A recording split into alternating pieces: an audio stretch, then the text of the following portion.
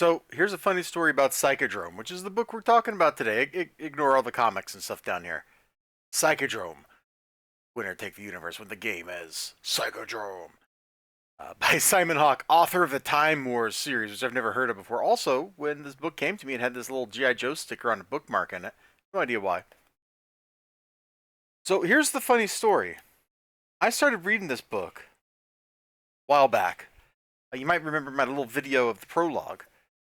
Well, when I picked the book back up, I didn't realize that what I had read was the prologue. I actually started at book 2. For some reason, my bookmark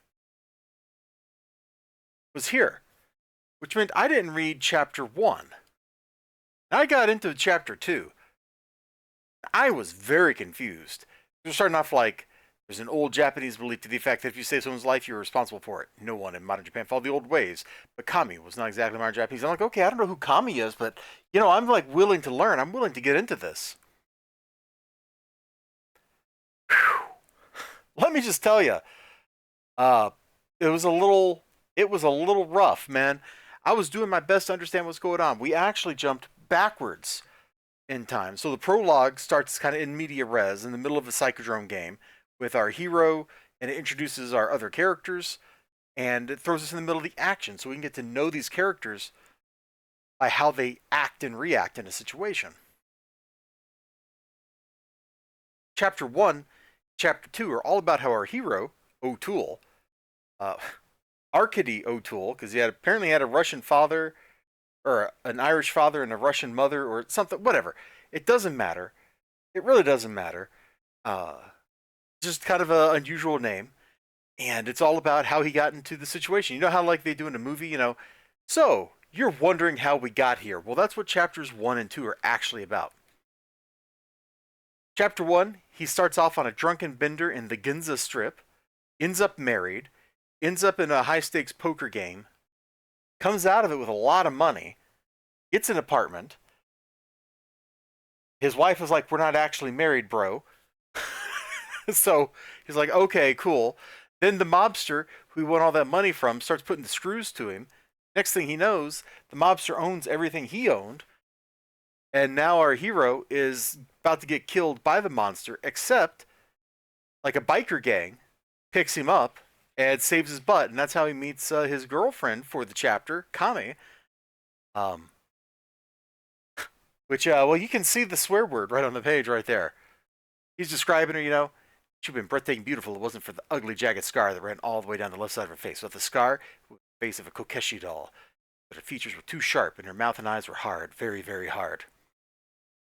She had one of those small, bittersweet sort of smiles, the kind where the mouth barely moves and the lips curled down slightly at the corners. Her natural, unvocoder voice was soft and slightly breathy, incongruously like a little girl's. Only little girls don't draw you with gunfighter eyes and say, "Bleep me." If she'd been a little girl, I wouldn't have. Yeah, well, that's good, dude, because that's called a crime. Then chapter 2 is all about how our dude gets integrated into Psychodrome. So he meets like the PR guy, he leaves Tokyo, all that kind of stuff. Now, you're like, great, elizibar, what's the point?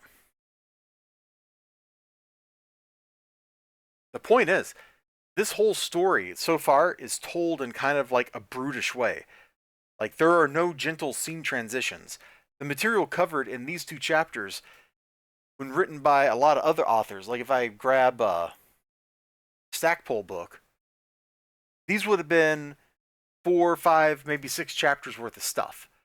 Each scene would have been its own chapter. Here, scenes just go like 1 second, he's just like, "I'm a chilling out with my girlfriend." Then it's like, and then suddenly I'm a stockbroker and I'm making a lot of money. And then this dude jacks all my stuff. Like, we're just going bam, bam, bam, bam. It's brutal. It's rough. I kind of like it. It really helps set the tone for the world that he lives in. How brutal and rough it is. It's a cyberpunk world. Like, modern terms, you've seen like how Cyberpunk 2077, like you've played the game, right? Or you've watched me play it or something. Like, you have an idea like what's going on. Everything's brutal, everything's rough, and this dude's living in that. When he meets the PR guy immediately is running a snow job on him. The PR guy for Psychodrome. when he has to deal with the media is like a pack of sharks. Like, he gets thrown into this crazy world of Psychodrome because he won a lottery. He wasn't planning on this. He just won a lottery. And because of that, he's in like a state of flux. And I thought when I first read this, and I read chapter 2 first, we the readers were supposed to be really confused about what was going on. Turns out I'm just a silly bird, and I missed chapter 1 completely because I read the prologue and then chapter 2 like a goofball. So I had a really weird reading experience with Psychodrome. And do you know what the thing is? I kind of think it worked pretty well. I'm not sure I really needed to read chapter 2. Or, oh god, I said it wrong. Read chapter 1 to understand chapter 2. But reading chapter 1 made chapter 2 make a whole heck of a lot more sense.